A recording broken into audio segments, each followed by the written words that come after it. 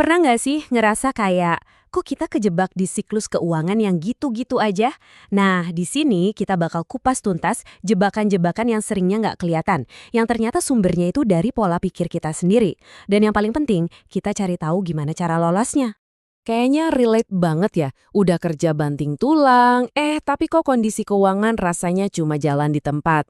Rasa frustasi kayak gini tuh dialami banyak banget orang loh, dan seringnya akarnya itu lebih dalam dari sekedar angka di rekening. Nah, ini dia nih inti masalahnya. Yang namanya jebakan kemiskinan itu ternyata bukan cuma soal kurang uang, tapi ini soal mindset, soal cara kita mikir yang bikin kita nggak bisa maju.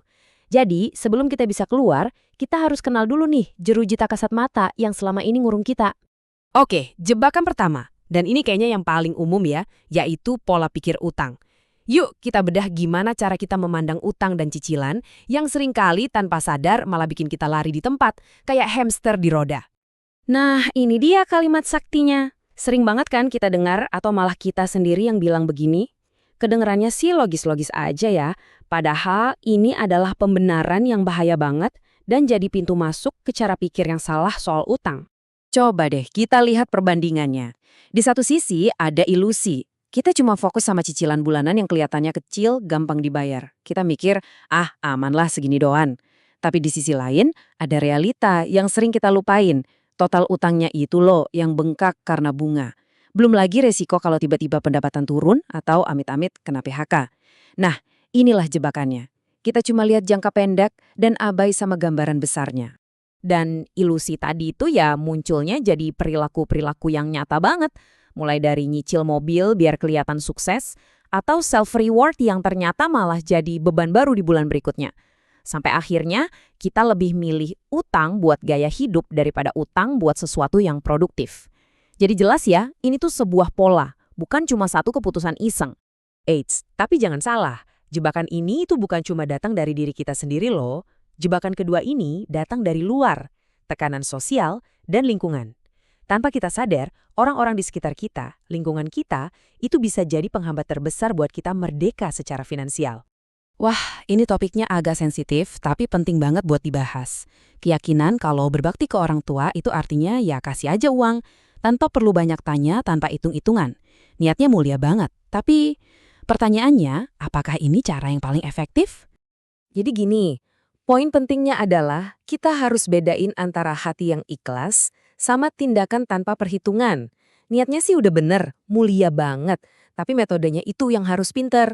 Dengan kita menghitung dulu kebutuhan mereka, kita justru bisa ngasih bantuan yang lebih tepat sasaran. Dan ini malah bisa memutus siklusnya, jadi semua pihak bisa lebih baik dalam jangka panjang. Dan jebakan sosial itu nggak cuma itu aja, ada juga mindset anak sebagai investasi hari tua, yang tanpa sadar ngebebanin generasi selanjutnya. Terus, coba cek lingkungan pertemanan kita. Apakah isinya orang-orang yang saling dukung buat maju, atau cuma jadi ajang ngeluh bareng? Dan yang terakhir, tentu saja tekanan sosial buat kelihatan sukses dengan punya ini, itu, yang rasanya nggak ada habisnya. Oke, kita lanjut ke jebakan nomor 3, mentalitas investasi yang keliru. Disinilah banyak orang yang sebetulnya punya potensi, malah kesandung gara-gara salah paham soal cara kerja uang dan investasi. Ini nih, salah satu mitos paling gede soal duit. Banyak banget yang nganggep investasi itu sama aja kayak judi, untung-untungan doang. Akhirnya, ya mereka jadi takut buat mulai. Dan kutipan ini ngena banget. Masalahnya itu bukan di alatnya, bukan di investasinya, tapi di cara kita mikir pas melakukannya. Kalau kita masuk dengan mental all in, berharap cepat kaya mendadak, ya itulah mentalitas judi. Investasi yang benar itu butuh riset, butuh strategi, dan yang paling penting butuh sabar. Nah, ini satu lagi alasan klasik.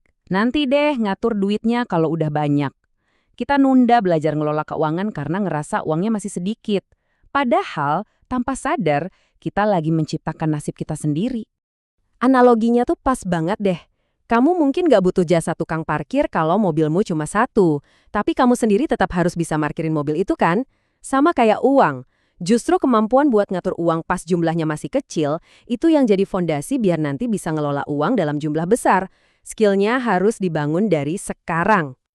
Oke, kita udah tahu nih 3 jebakan utamanya. Sekarang bagian yang paling penting. Terus gimana dong jalan keluarnya? Yuk kita bahas cara membangun fondasi biar kita benar-benar bisa merdeka secara finansial. Ini kuncinya. Tolong dicatat baik-baik ya. Ini langkah paling pertama dan nggak bisa ditawar. Lupakan dulu deh soal investasi canggih atau alokasi budget yang ribet.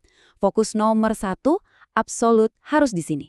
Ningkatin kapasitas kamu buat menghasilkan lebih banyak uang. Kenapa? Simple, kamu nggak bisa ngatur uang yang nggak kamu punya. Titik. Nah, ini dia blueprintnya. Langkah-langkah yang harus kamu ikutin. Dan harus urut ya, jangan dilompat-lompat.